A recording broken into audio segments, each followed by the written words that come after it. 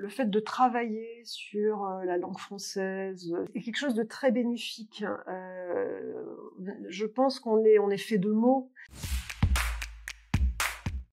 J'interviens pour différents publics, quelques étudiants post-bac en rédaction professionnelle, et puis essentiellement pour des personnes en activité professionnelle ou en transition professionnelle parfois.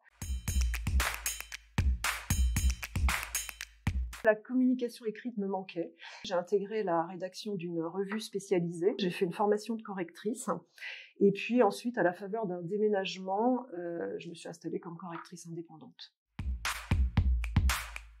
Le désir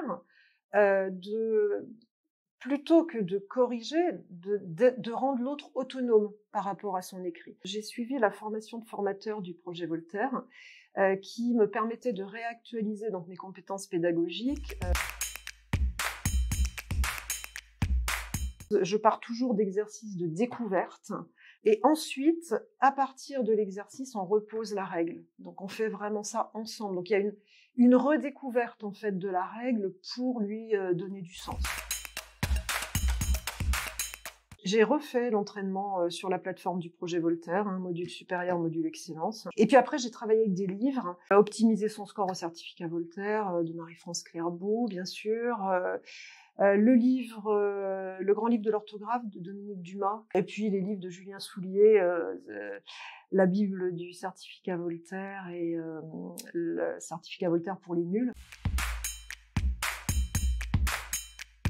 Je pense qu'il est très important d'être extrêmement rigoureux, de éventuellement se munir d'une règle pour suivre les lignes sur la grille. Moi, j'ai vraiment une méthode assez radicale, c'est-à-dire que je lis la phrase pour en comprendre le sens, j'étudie mot par mot et je réponds mot par mot, et puis ensuite je relis mes réponses. Donc, vous voyez, c'est assez contraignant, mais ça paye.